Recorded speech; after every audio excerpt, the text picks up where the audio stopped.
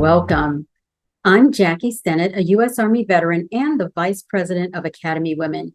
Thank you all for taking time to join us for today's event. Academy Women's Career Coaching Workshop, which is held as an annual event, will continue to extend its reach by bringing you a monthly webinar series.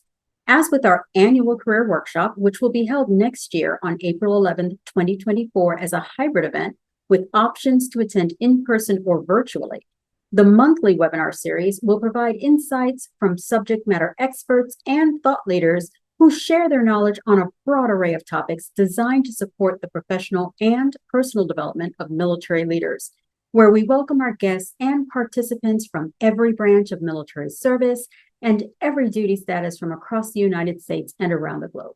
For those who are in or considering a career transition, be sure to stay tuned until the end of today's webinar, where you will have the opportunity to connect directly with a member of Activision Blizzard King's talent acquisition team for a Q&A group session. And throughout the month of August, you will also be able to connect one-on-one with an Activision Blizzard King team member 24/7 in Academy Women's new virtual engagement center, powered by the generous support of Leidos. The Virtual Engagement Center is an always-on platform where members of the military community can gain access to important resources and connect through asynchronous text, audio, and video chats with top-tier military-friendly employers like Leidos and Activision Blizzard King. Since first partnering with us this year as a gold sponsor, Activision Blizzard King has hit the ground running by lending us their full support to provide career transition guidance and leadership development support to our members as speakers and subject matter experts at our 2023 Career Coaching Workshop, Officer Women Leadership Symposium, and today as our presenting partner for the Women in Gaming webinar. We look forward to strengthening our partnership for many years to come. Thank you, Activision Blizzard King, for your continued commitment to military women and the military community. Academy Women couldn't do the work we do without you. And now to the matter at hand. I'm excited for today's discussion, where we will welcome our guest speakers, U.S. Navy veterans Angela Scott and Caroline Hutchison, as well as DEI trailblazers Helene Imperial, Dr. Casey Morris, and Tanara Schneider. These leaders are breaking barriers for women in the gaming industry at Activision Blizzard King and will share their perspectives on what it takes to succeed in life and in the male-dominated, fast-paced gaming industry. A special thanks goes out to U.S. Army retired Lieutenant Colonel Mike Perry and U.S. Army retired Staff Sergeant Max Lavasseur, who work diligently behind the scenes at Activision Blizzard King to ensure military members are supported as they transition into meaningful careers subsequent to their service. You'll meet the Activision Blizzard King team shortly, but first, I'd like to introduce Susan Phelan, who will be your host today. Susan is a U.S. Air Force veteran, a graduate of the U.S. Air Force Academy, and is the founder and president of Academy Women. We've got a lot to cover today, so let's get started. Please join me in welcoming Susan to the virtual stage. Enjoy the discussion, everyone. I hope today's event will be helpful to you as you navigate your next steps. Susan, over to you.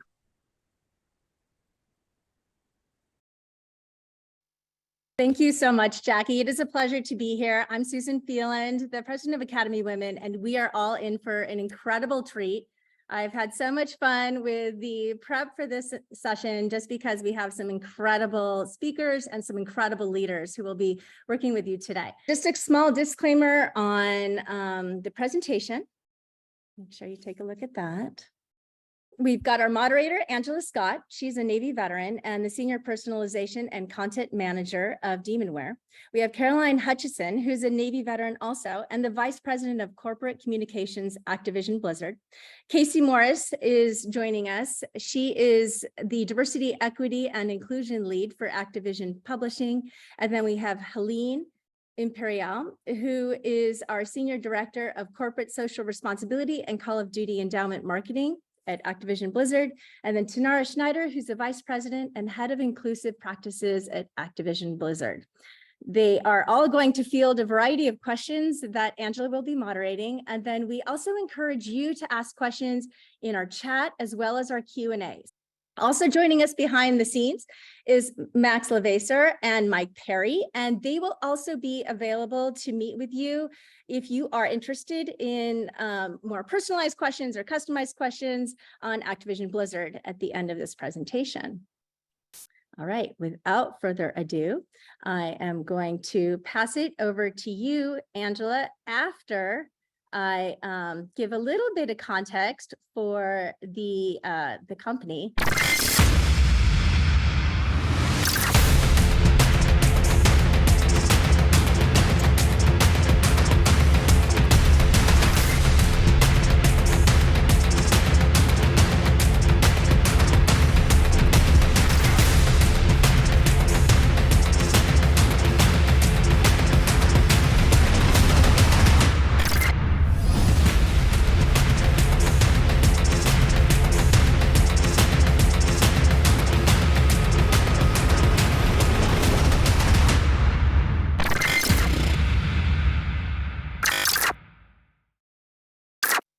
All right, Angela, over to you. Oh, thank you, Susan, and thank you, Jackie. It's a pleasure to be with all of you this morning, and to all my fellow veterans, active duty members, and reservists, thank you for your service. A huge thank you to the Academy of Women for the opportunity to share more about our career journeys. You are going to be on a robust, riveting ride as you listen to everyone. Many of you already know Activision Blizzard is in the business of creating worlds, and some of you may be extremely familiar with our games. As you saw in the video, we publish Crash Bandicoot, World of Warcraft, Overwatch, Call of Duty, and of course, I think a lot of y'all have Candy Crush on your phones. We are responsible for creating worlds everywhere so that everyone can see themselves and be themselves. In fact, over 3 billion people around the world play games thanks to our mobile phones. So before we kick off this conversation, let's defy some stereotypes about games. Most gamers are kids, but not anymore. Did you know the average gamer is 35 years old? But I don't think that includes my mama, because she's always on there playing slot machine games, and she might be fiddling with Candy Crush too. And she's in her 70s. So I think we're still demystifying what that age range is really about. But in case you also didn't know, there are many more female gamers than males worldwide. It's almost a 50-50 split now. France even has the most female gamers. In the US, we have about 48% that are female gamers. But more than ever, and what's so important is the diversity and the inclusive teams.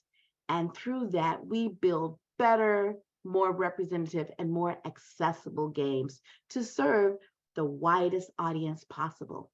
At Activision Blizzard, we're dedicated to prioritizing representation and ensuring that the broadest set of perspectives have a seat at the table. We believe this intention will be a key driver for our business growth beyond our 400 million monthly active users. That's a big number, right? Today, I'm joined by some thought leaders from Activision Blizzard who'll share their perspectives and lessons learned on how they got into the career journey and what it takes to succeed in life and in the gaming industry. As we know, Susan has already mentioned, we have fellow veteran, Go Navy, beat Army, Carolyn Hutchison, who now serves as the Vice President of Corporate Communications at Activision Blizzard. We have Helen Imperial, who is our Senior Director of Corporate Social Responsibility and the Call of Duty Endowment Marketing. We're going to hear more about Call of Duty Endowment later on. And we also have Casey Morris, who is our Diversity, Equity, and Inclusion Lead at Activision Publishing.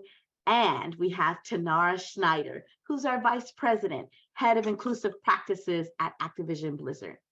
Okay, let's get into it, shall we? My first round of questions, and this is to everyone. I want you each to briefly introduce yourselves and talk about what attracted you to get into the gaming industry. And I'm going to start off with Tanara. Oh, thank you. Hi, everybody. Tanara Schneider. I am a lifelong Chicagoan and a hybrid of many, many things. So I'll answer your question about getting into the gaming industry with a little bit of my origin story, which is I like to design things for humans that make their lives a little bit easier, bring a little bit more joy. And that includes organizations. It includes digital and applications and spaces I've traversed for about 25 years. And so I think for me, the journey back to working deeply in service of creative folks was that I spent the last 9 years in a consulting space where I got to do some creative work and then sort of journeyed into strategy and really wanted to come back and center myself with creativity. So that's kind of how I got here and what I'm hoping to do while I'm here. And I think we're all loving that wallpaper in the background, that show. If that's any demonstration, I love it. That's inspiration right there. Okay, next, my fellow Navy veteran, Caroline. Hi, thanks, Angela.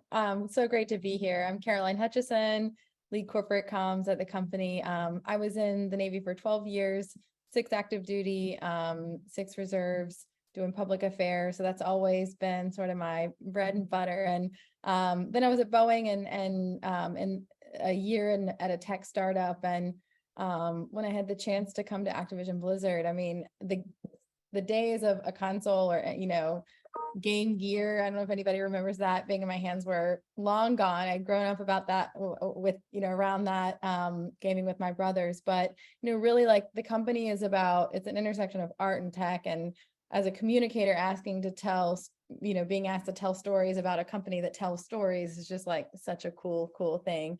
And then of course, being in corporate comms, we have the potential acquisition by Microsoft. So what an opportunity to be a part of something that's going to change the future of gaming and, just bring even more opportunities. So glad to be here. Awesome. And like you said, gaming is storytelling, and we're going to hear some wonderful stories today. Helene, can you share? Hi, everyone. Really excited to be here today. As Angela mentioned, I oversee all of our marketing for our corporate social responsibility team and the Call of Duty Endowment, which is our signature philanthropic initiative.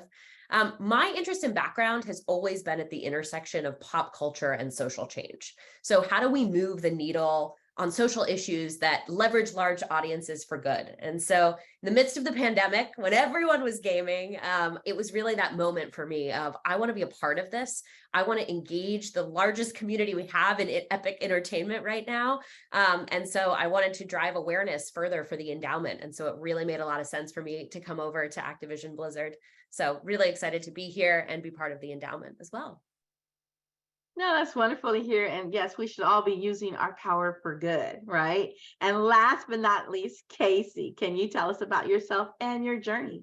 Of course. Hi, everyone. I'm so excited to be here. I'm Casey Morris, and I lead diversity, equity, and inclusion for Activision. So ABK is Activision Blizzard and King. I lead it particularly for Activision Publishing. Super excited to be here. My journey into gaming, I think it's two-pronged. First is really, it was inspired by my daughter. I have a 7-year-old daughter, so we'll just go there and get to know me a little bit more. She is my inspiration in so many ways. So she's a young woman of color, and I would love, and I always try to be in industries where we're trying to make progress to see more CEOs, more presidents, more leaders that are people of color, people that are from marginalized communities. And so that inspired me and will continue to inspire me to be a part of organizations and industries where we can make more differences in that space. I want to make sure when she's a professional, she sees herself in every part of a business and knows it's an opportunity for her. The second thing is really gaming in general and video games, I think, are very unique in that it gives you an opportunity to tell a story about being different than maybe what you want to be, or being free of what you are in the world and having different powers than you may have in normal day-to-day circumstances. And so I love that we have that opportunity to make that difference for people. So creating representative characters in our games and making sure that you have an opportunity to see yourself in your game and even play that character and feel power. There's really no other industry that can do that, where you can really play and be that powerful person when you have the controller in your hand. And so that really inspires me to continue to be in gaming. Oh, that's wonderful. Wow. So now we're going to really dive in. These are great stories. I love all the origins.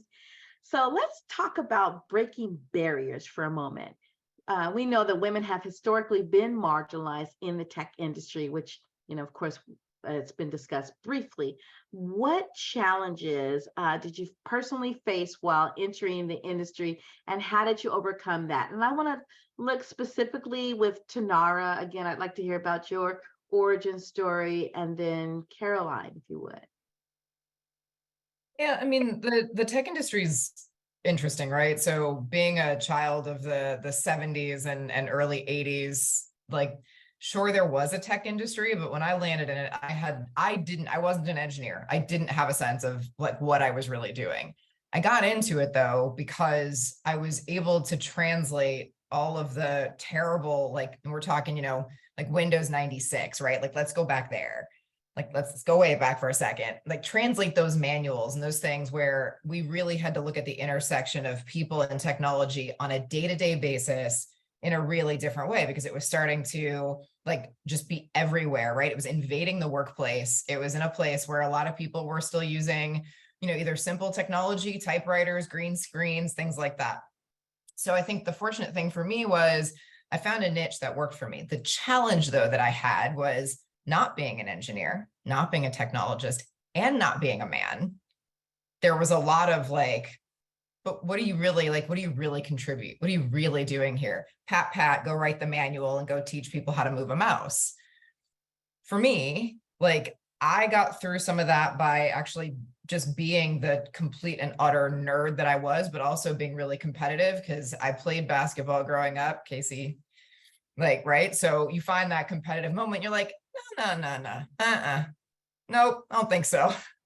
Right. So using all my tools, but also still being a creative and being a designer, like wanting to showcase those things because it brought a different perspective. So rather than trying to be like anybody, I think it drove me to be more like myself, find those things that I did really well that resonated with those people, but also do it in a completely different way, because for me to be anybody but me was never going to work. It was never going to be one of the guys.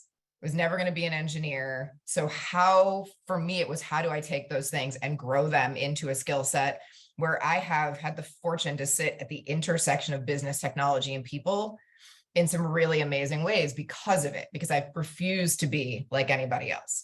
And I think that was the biggest challenge in the technology space, is that it's really easy for people to want you to be like them, right? We know that, like, it gets beaten into you. But if you choose not to, there's a really interesting path I think you get to follow. And we'll talk more about what it really takes to create that path as we go through the questions. But for me, that was the entrance. It was like being there, wanting to challenge myself, wanting to challenge others to think differently, and trying to find my niche every step of the way. No, thank you. I think that's a good entryway. Like you said, finding your why, finding your niche, and really sharpening those skill sets. So Caroline, I think you've had a bit of a transition going from one form of a workspace to another and marginalizing both. You want to kind of talk about that? Yeah, first I'll speak from a veteran's perspective. I mean, as a woman in the military, you're very used to being among the few. And same as a woman veteran. I mean, it's like, oh, you served? Well, what did you do? You didn't deploy, did you? Were you actually in uniform? Like questions like that, I don't think that a man would get. And so, I think I've seen a lot of part of it, not through personal experience and part of it through personal experience of the company, a lot of efforts by the tech industry and gaming in particular to, become more inclusive and welcoming. But I think there is, as a woman in tech and a woman in the military, there's that subtle challenge of not feeling enough. And, just like a less of a right to speak up, being deferential to seniority, partly because of what was ingrained in me in the military. And in particular, to be honest, men. And it's something I watch, every day. And so, in terms of navigating that, I it's just the trusting that you're enough. Somebody gave me this advice once. They called it Ricky's recipe. Ricky is no one that I know. It's just like was passed from, one person to another person to another person. It was wake up in the morning, look in the mirror every day and say, Caroline, you are enough today. And then do it at night. So it's like a little recipe, morning and night.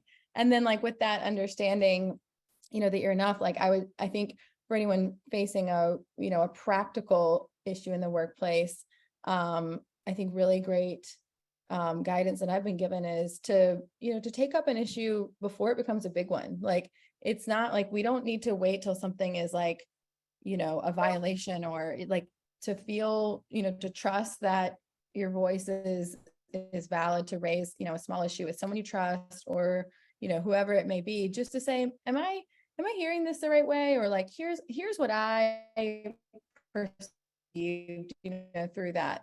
And then we can, be on this journey together and like make, changes along the way. So addressing issues before they get to be big ones, because often a lot will be learned and better understood through that approach, I found. No, absolutely. And I think, and we're going to dive in a little bit more just within that whole theory of imposter syndrome. But there is always that overarching whisper in multiple ears of, am I enough? And like you said, remind yourself each day that you are exactly where you're supposed to be right now. You are more than qualified to be in the spaces that you are right now. And we have to self-affirm, self-assess, and really just create that intention, because that's what you talked about, creating that intention over and over. So that is good practice, good self-care in that regard. I do want to talk a little bit about overcoming imposter syndrome. We know that it can affect anyone in any field. I'd like to know from you, Helene, and also Casey, have you personally dealt with imposter syndrome, and how did you manage to overcome it or cope with it? Starting with you, Helene. Yeah, I have had imposter syndrome, and it really snuck up on me because things that I would crush in a previous life just became more difficult. And I couldn't really understand why. And it was interesting internally at Activision, we had an internal event for at International Women's Month, and they had a specialist come in and talk. And she had her first slide, and she had all the bullet points of like, this is what imposter syndrome is. And I was like, this is it. This is what I've been trying to explain. Like, this is exactly what's happening to me at this exact moment in time. And so she had some different tactics and strategies, but one of them that I found personally helpful in overcoming it was I made a list of all of my wins and other things that could be improved. And I was getting high praise from my managers, and it was something I realized that was internal. My wins list was outweighing my opportunities for improvement list. And I realized that I needed to change my own reality, because it was something that I was putting as a perfectionist and someone who just wants high quality work all the time. I realized I needed to take a step back. And when it was all on paper in front of me, I realized that this is a step forward, and it's a growth opportunity for me as well. No, that's really good. Like you said, create that wins list, right? And that's part of those affirmations. If you're going to be like putting post-it notes, with all of these different affirmations around, so that you can continually remind yourself. So that's really good. These are the ways to overcome and cope. Casey, what would you like to share? Yeah, I think that, as a woman and a person of color, imposter syndrome probably would likely never go away. But I think that it's about how we think about it, and changing it into even a positive outlook. And so based on the definition, you may feel like you don't belong in a space, or you're the only one in the space, or maybe you're not as credible in the space. And all of that are things that we as human beings, I think about often. And it's really about us, like you were saying, Helene, is taking into consideration some of the positive attributes that we bring. And so one of the things that we emphasize a lot in diversity, equity, and inclusion is the importance of bringing uniqueness and differences to the table, which is essential to innovation and business profit. And so understanding your contributions are key for the business success. And so sometimes it's about how we think about that, and maybe using different terms other than imposter syndrome, and knowing that what you're experiencing is not uncommon. I'd say personally, I've felt imposter syndrome quite a bit. Probably the first time was when I was a Division I basketball player. And you know, when you're on Division I basketball teams, a lot of times you're on predominantly white institutions or campuses. And so I went to UC Berkeley my first year, and then I transferred to Texas Tech University, both huge D1 universities that are predominantly white, right? So in my circle of athletes, about 80% of athletes are normally people of color, of basketball players. You know, obviously there's different sports, there's more diversity, but basketball specifically, a majority of us are people of color. So in our circle, we feel at home. When you go out on that campus and you have to go with a lot of students who have a lot more time to study, they have student groups, and we don't have that time because we're committed to our sports.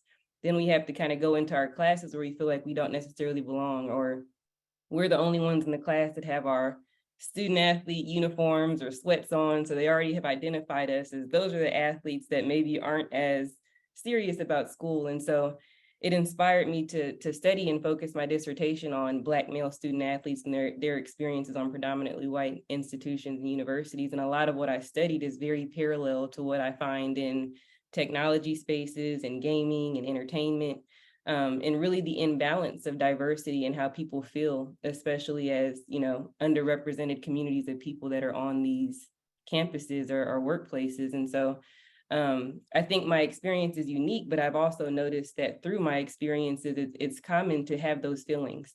And so one of the ways that you can cope with it is have other peers, join an employee network group, have other friends or mentors that are like you so that you can know that what you feel is not just yourself, right? Other people experience the same thing. And so you're not feeling that feeling of gaslighting, right? When you talk to somebody who may not understand those same experiences as you. So really honing into those peer groups and finding people like you and kind of talking and growing together is always something that helps me. No, thank you. That's an excellent point, especially, you know, when you think of what that transition from military into civilian world is like. You know, military, we have that brotherhood, sisterhood, and it's finding your village when you transition into that next workspace, that next career that helps. That's your supportive net for when you encounter these feelings. Like I'm right there with you as far as how do you overcome and how do you cope. And it's finding that village that really helps in the process, as well as really honoring who you are and giving yourself grace to be, right? I do want to talk a little bit about role models and sources of inspiration for your career journey, right? Again, I just mentioned finding that village, but for Casey and Tanara, what would you say? Who are your role models and who inspired you to be who you are today? Starting with Casey, let's go back to you. I feel like my role model list can go forever. I mean, Tanara is somebody, any woman that I've worked with that's exceeding and comes into groups with like a strong presence is somebody I look up to. So Tanara is one of those people, and other people that are a part of our diversity, equity, and inclusion team. So I oftentimes kind of latch on to people who I really am inspired by when they speak and they are excited about growth and learning and developing. Like all of that stuff inspires me. So I latch on to many role models throughout my career. But I think one that maybe is a little bit more common is some people may have heard of Jane Elliott. She is, a long time ago, she did a study called the brown-eyed, blue-eyed experiment. And that was a study where she really took into consideration how people feel and the different assumptions and unconscious biases that we bring when we come into groups of people. And she did the study and it was groundbreaking. And for me, that's what I like to try to do with my work, is do things that make people feel things, right? To say, oh, I'm noticing that I'm actually a part of what we can make better. And at that time, when she did that study, it was probably uncommon for people to speak up and talk about these things. And there was a lot of negativity that came with it. But people that are willing to step outside of their comfort zone and do things that maybe other people may be uncomfortable with are who inspire me and who I try to continue to look up to and be like. Yeah, that's wonderful. Like you said, stepping outside the box and like you said, to your point, our list like you said, evolves. I like that idea because mine is like, Helene's like, yeah, that she named it. It is growing. It's not a static list. It's ever growing. And Tanara, I know you have thoughts on inspiring and surrounding yourselves. Yeah, I mean, I think to Casey's point, and Casey, thank you for that. That's a massive compliment because I look up to you and have since I met you. So and all the women on this call, I mean, all y'all are doing amazing stuff, right? So people role model different things for me in so many different ways. So, somebody role models generosity for me, and I learn a lesson in like how to be giving, but not how to give my entire self away, right? Like you find all these wonderful little lessons.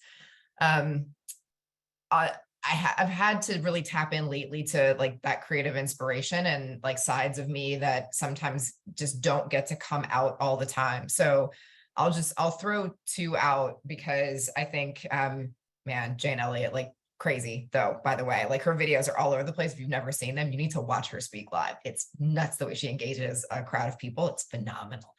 Bisa Butler is an artist. If you haven't seen any of her stuff, she makes quilts that look like paintings. Highly recommend. If you've never seen an exhibit, if you can find one, Google it, look at the videos of the stuff that she does. But what inspires me about her is how layered her work is. It's how she finds material that is expressive, that's also sheer. She makes faces, and she brings a lot of famous paintings, especially of Black folks, to life. She's got a beautiful, beautiful portrait of Chadwick Boseman that like makes me want to cry every time I see it. And she's just done this wonderful thing where she has turned, in some senses, what is pain into color and art and story just through layers of fabric. And it's just such a phenomenal inspiration for me. Her, and then people like Misty Copeland, who have taken an art form that I grew up as a dancer, being shut out very much of the sort of American Ballet Academy, and transforming what that means to young women who don't have body types that look like traditional ballerinas, who persevere, and the recognition that we are athletes as well. And the way that she has chosen to live her career is just such a phenomenal, groundbreaking, but also very much in her discipline and the way she carries herself has been, I think, one I would add to my list. So I'll throw those two out. They have absolutely nothing to do with business. They have everything to do with my soul. And I think that's what I tend to look for when I look for role models and people I look up to. That is amazing. And I'm sitting here jotting notes down with Bisa Butler, because, I love quilting, right? My family are quilters. And so just that next level, right? Because quilting is part of that storytelling. Each swatch represents part of that, your whole fabric of life. And it's how you transcend and tell your stories that, again, brings back the whole need for belonging, holding space for others. And I'm learning and growing as this transitions more into a deeper conversation. Wow. I think we're going to just sit right here with the thoughts of diversity and inclusion. Going back again with you, Casey and Tanara, how do you believe diversity and inclusion impact the quality of creating games? And then also, can you share examples of how diverse teams have contributed to innovative game development? And I know we are making strides and creating that space, and also, Caroline and Helene, feel free to chime in as well. But I kind of just want to hold space right now, because that's a big piece of who we are now, especially with the thought of the number of female gamers are just as strong as male gamers, right? So how does all that fold into that creativity and diverse piece? Casey, you want to go first? Yeah, I can start. I think, the first thing is thinking about our business and how we create our games in a holistic way is super important, and one of the things that we try to do. And so, as you are familiar with, Angela, and others on the call, we integrate diversity, equity, and inclusion into every piece of our business. So it's not just about, our people are the priority, of course, but also it's about who's creating our games, making sure we have representation and different people creating our games. What content are we putting out so that we're answering to the needs of our audiences, the gamers, the people that are receiving our games and filling our games. And then we also think about marketing and how we're marketing our games and how we're recruiting for people and making sure throughout the full business, we're integrating and embedding DE&I. And so I think that's something that when organizations do think about diversity, equity, and inclusion in the right way, that's how we're thinking about it. So it is, it's amazing to celebrate different heritage months and do all the things that make our employees feel good, which is super important. But there's also a big piece in the business and making sure that our games are the best games they can be and something that's representative for all people, right? Not just US centric, but globally. So making sure that we're taking all of that stuff into consideration. One of the examples that I like to give, which I think makes it making diversity in the gaming industry very important, is first the point that you brought up, Angela. Gamers are very diverse. And so it's important for us to take that into consideration when we're building our business and building our games. We have an inclusive game design focus that we have, which Adrienne Letta is leading. And a part of that is really thinking about it with 3 different pillars, essentially. So we think about community, so how people act within our games. We think about representation, and then we think about accessibility. So people with disabilities, making sure that they are playing our games and have the different things that they need to be able to play it and have fun with it. And we're taking that into consideration. One of the concrete examples I like to give where we've been able to use diversity and representation is with our marketing team. We have something called shared space sessions. And in those shared space sessions, we get capture images of media, not particularly with our games, but different representation. So for example, we might have with our Latinx employee resource group, we might just have an open conversation about media perceptions of media in general. So we might look at the movie Coco, for example.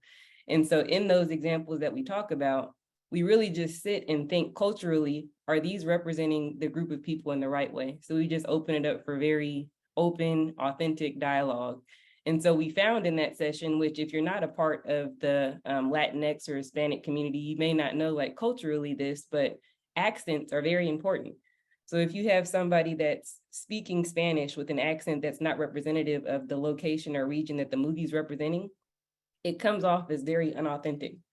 Same thing with like cultures of people that are, Black hair, for example, is a big topic, right? So culturally, you might be able to paint the picture of it and be like, that looks like somebody that I know if you're part of the Black community, but it's hard to see and feel that if you haven't had a variety of experiences with this type of hair texture, right? So to have those different opinions in the room, same thing with people with disabilities, like we want to make sure we understand what it means to have a wheelchair, which a lot of people with disabilities feel like the wheelchair is an extension of their body. So understanding what's inappropriate, what is appropriate when we think about how we depict those characters and images. And so having those safe space conversations is so key and has been essential for us just to practice sitting and understanding from communities of people and knowing that's not the first step, right? We also have to understand that in gaming and in the industry, we bring privileges ourselves because we're in the gaming industry. What about communities of people who are not in the gaming industry, but are still representative of that culture or community? So it's the first step, but it's something that we practice to be proactive and being considerate of how we're representing things within our games. Oh, thank you. Those are excellent points. Tanara? Yeah, I mean, I think Casey covered so much of it, but I think one thing I'll add, and just really simply is, I think it starts foundationally inside of our company and how we treat one another. So I'll also say, I think I'm really fortunate sort of to sit in the role that I sit in, which is this space of really examining what does inclusivity mean in our organization, right? And it is the games, but it is also, are we creating space internally for our folks? So shared space is an amazing place for us to do that. How does that then translate to our everyday conversations as colleagues to be able to say, something about this doesn't sit right with me, or I love what we're doing over here. Can we do more of that? How do we really create a space where folks are part of the organization without the expectation of conformity, to be able to share, to be able to acknowledge, and also to challenge? Because in a creative space, especially if we don't have the right kinds of healthy creative tension, we're not going to succeed. And so it's remarkably different than your average organization, tech organization, corporate organization, because it is truly the marriage of engineering, art, and creativity and story in a way that's remarkably human, right? So I think the acknowledgement of those things is really important to our business. And then I'll just like really quickly plug on the accessibility side, what the Diablo team has been able to do with the accessibility features. I always think about it as like design for the 20% and you'll get everybody. So when we design accessibility features that work for the folks who have, frankly, maybe the least amount of access to something and create a way for them to engage, it actually serves everybody, even if it's contextual. So if I have eye surgery or have an eye issue, I might have a friend on here who just went through some of this, right? How do I actually up my resolution? How do I change the depth perception that I can use in the game? How do I make sure, and it may not be every day, but it still allows me to play a game that I get joy from, as opposed to having to put that controller down because I've got a contextual impairment or condition as well as a permanent one, right? So when we think about it in a much broader sense of impact, it actually serves the whole in a much different way. No, absolutely agree. Helena, Caroline, would you want to add anything? The only thing I'll add is just representation matters, and it matters in every room that you are in. And even on the endowment side of things, this year we launched our first ever female operator skin inside of Call of Duty. And it was so like to see that come to life made me personally so proud and excited to work on the endowment, but also it's important to be in those rooms because those conversations only happen if we are in them. Yeah.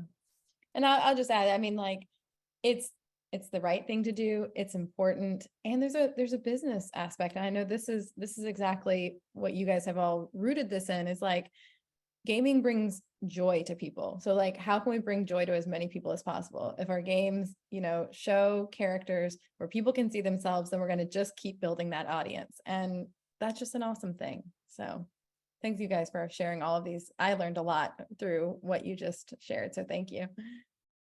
Absolutely. And I'll also add one more thing as well, just from the sharing space perspective. I think Casey kind of mentioned that we do have multiple employee network groups where that then is your village or villages, depending upon, because we all intersect over multiple, races, ethnicities, sexuality, a plethora of spaces, right? I will say that we do have a veterans employee network group. So it's veterans and ally. We have probably over 300 members that are that support link. So again, when you talk about what that transition looks like, going from a veteran space into a civilian space, we are that village within the Veterans Employee Network. And I have friends at other gaming companies, and they're in their veteran spaces. And I think we do a really good job with supporting our veteran folks here, a really good job. And that's everything from having mentorships, and we'll talk about that in a second. But in addition to that, through that transition period, you have those folks that you can ask questions to, like, hey, I have this VSO officer. What do you think? Do you have someone else for me to talk to, right? I'm experiencing X, Y, and Z. Any thoughts? But finding that company, because that's so important, find that company that has that village that you need. That's your support network. That's so important. And so, like I said, these are all the things that go into defining and finding that good fit for you from a workplace perspective. I do want to, and I know we're kind of going a little bit on time, so I kind of want to be mindful of that. But I also wanted to hone in on mentorship and support, because I think a lot of this, just this whole big theme around finding your thing, your village. I want to talk about that for a minute and talk about the importance of that. With Tanara and Helene, what has been your experience as a mentor or a mentee?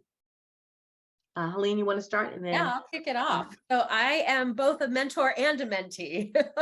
And mentorship has been essential in my career, whether it's at companies, whether it's within industries. You need to find people that you, A, look up to, and two, that will give you that advice that you can call up and say, you know, I'm really stuck on this. I don't know if it's right for me, but that really having that sounding board is just absolutely essential.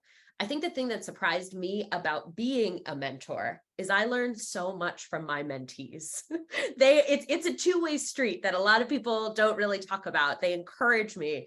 They show me how to think differently about things that I might not necessarily have thought before. And so it's really important, even when people ask me within Activision, hey, can you mentor me? I always say yes, because I think there is so much networking to build within our company, across different departments, across the company in general. Find that mentor, or if you are a mentor, really kind of reach out to mentees, because that's the only way that you're really going to grow your network. awesome. And Tanara. Yeah, this might be a small soapbox for me, so I'll try to keep it short. So I think the first thing I would say is, Helene, I love that point, because one of my least favorite terms right now is reverse mentorship. I don't know what that is. Yeah. Mentorship is mentorship is mentorship. Like, it's bi-directional. No matter what you do, it's a bi-directional exchange of time, space, energy, and hopefully knowledge, right? Like, so yes to mentorship. Absolutely love it. I know Casey has put a lot of effort into a mentorship program for Activision Publishing that I think has met with some really great success. One of the things that I would add, though, is know what you're asking for. Are you asking for mentorship? Or are you asking for sponsorship? And they're different. And it's not always clear to people what the difference is. So, like, mentorship happens in both relationships. It's inevitable.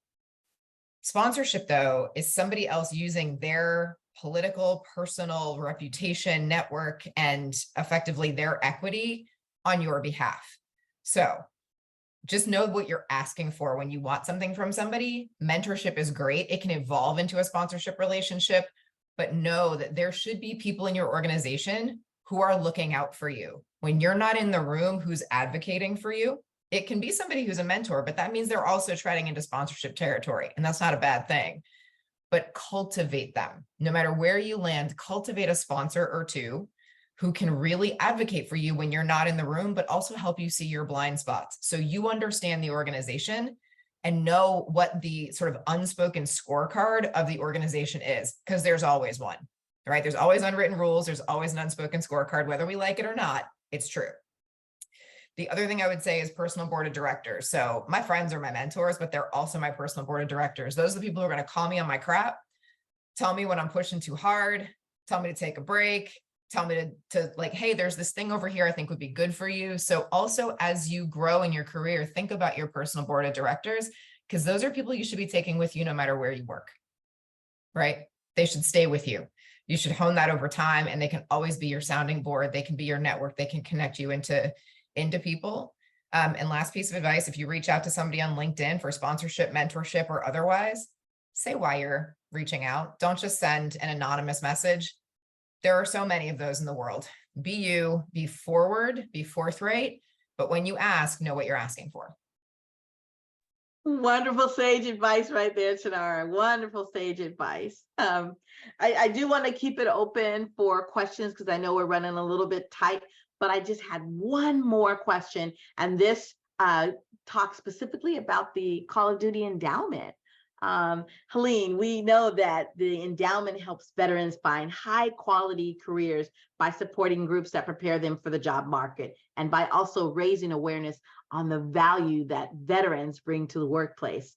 Thus far, our company alone has contributed to more than 118,000 veterans being hired. So I want to ask you, can you share a little bit about the policy paper? I love this year's policy paper because it hones around that theme of the future is female. So can you give us some talk? Absolutely. I would love to. So 17,000 of the endowment's placements have been women. In 2023 alone, 22%, or 1 in 5 of our placements have been women. Women also face unique challenges when they're searching for a civilian job post-service that their male counterparts don't necessarily face. So first off, starting over, often near the bottom, is one of those barriers. Women vets are less likely to ask for help. They also cite the need for childcare as a key barrier to employment. Wage discrimination is another issue. In 2021, male vets earned 13.7% more on average as compared to their female counterparts. Women don't like to self-identify as veterans and therefore miss out on services that they're entitled to. However, as the title of the policy paper implies, the future is bright. And there are ways that we can really address these challenges. One, by providing professional and individualized services for women vets. Two is fostering a community for women vets to ensure they have a support system, similar to what we're doing today.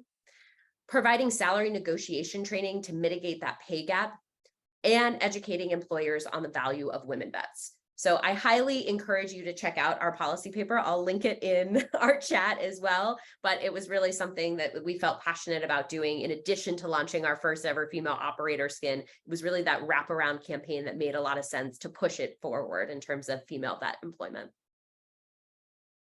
No, thank you for sharing that. And the policy paper link has already been dropped in the chat.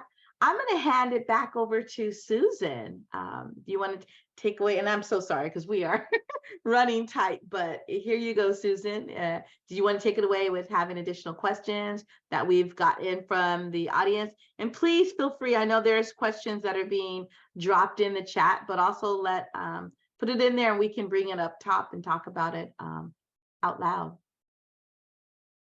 Thank you, Angela. Thank you all. I'd love to continue this all day long, but I know we have several attendees who have time constraints. So I wanted to throw out a final poll just so we can understand how you received this. I know from the chat and just my own reaction, the discussion was so real and so rich. Thank you all for being so authentic and candid. The one question that did emerge that I'd like to just throw out there very quickly is what surprised you the first or second week of working at Activision Blizzard? Was there anything? I'm happy to jump in. I think the one thing that was really interesting for me is everyone I interviewed with said it's the people that keep them there. And it was the common theme. And, you know, a lot of people say that in interviews and you're like, yeah, okay, sure. And then my first 2 weeks, because I was new to the gaming industry, I was like, the people here are amazing. Like I am learning so much from everyone around me and they are willing to get me up to speed on things that I might not know or ask questions like, what does this mean? Because we talk in acronyms at Activision Blizzard. And that was just, it was all true in what everyone had told me and very special. And it's why I love working at Activision Blizzard as well. I'll jump in and just throw this out actually in an attempt to answer Daisy's question as well at the same time, which is, and it wasn't within the first 2 weeks. I suspected this, but in the last 2 weeks, what's been confirmed for me is the number of roles it takes to bring a game to market. So if you want to transition into the gaming industry, really deeply do your homework. So know where your skills are applicable. It may not be the obvious place. So I just snuck a quick look, Daisy, very specifically to you, you're a UI UX designer. That shows up in so many places inside of the company.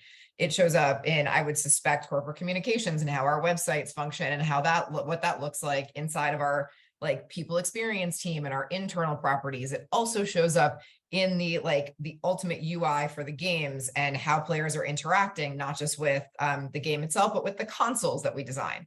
So have a sense of the breadth, but that's the thing that surprised me. I knew it somewhere, but the number of lines of code and the number of roles it takes to bring a game to market are mind-blowing when you think about what we do every day. So. Thank you, Tanara. And the question that Daisy threw out is, what advice would you give women early in their career looking to switch into the gaming industry?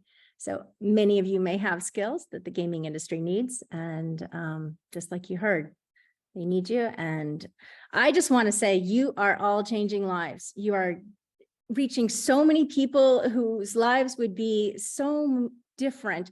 My mother-in-law is disabled, and then my husband's great grandmother is in her 90s, and the two of them sit and play WoW and talk about it, and they're so mentally engaged.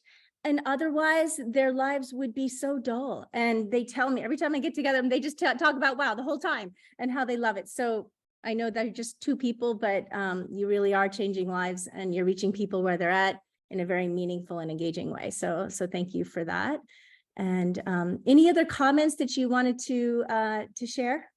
Let me just hop in real quick. I think one of the things too is, as veterans, and Caroline, you could probably attest, we need to, when we start to evaluate what we bring to the table, as military veterans, we have really strong skills in project management, right?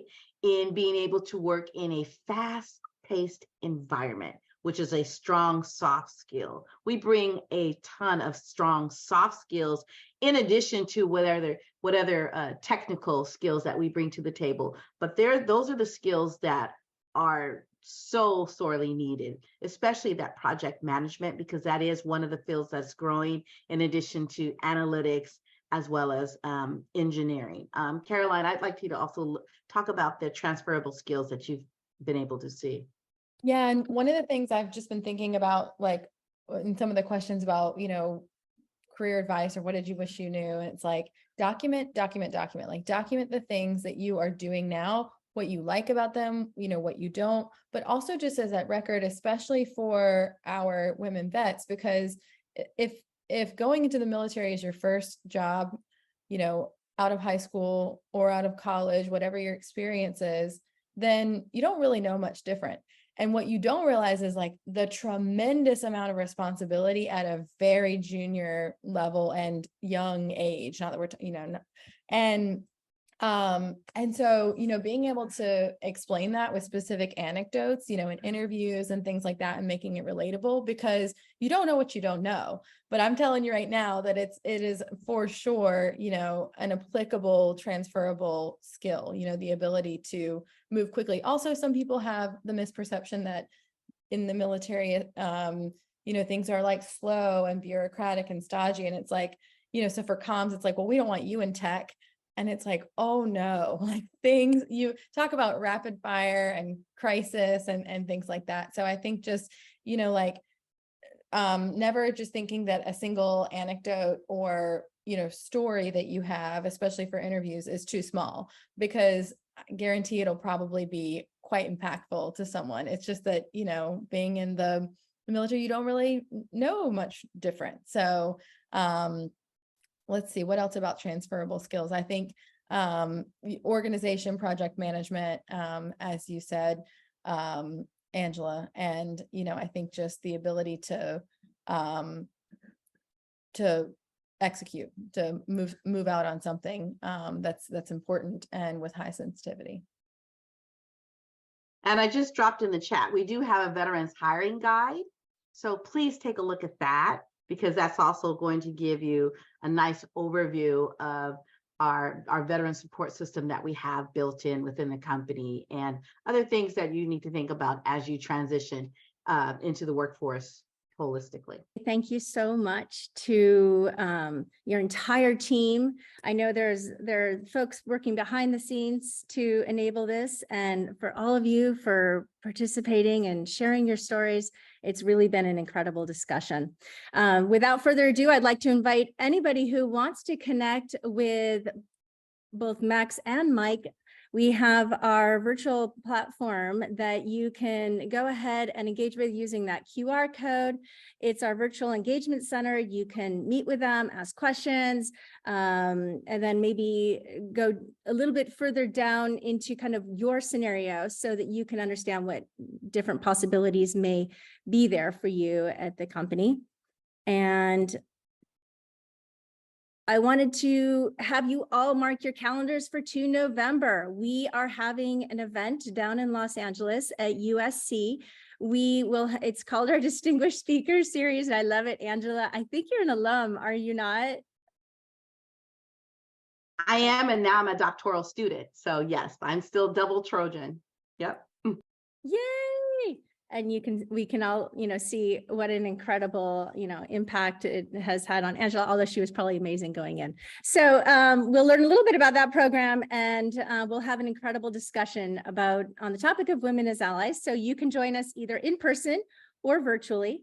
And also we have events scheduled for next year, January, February, and April.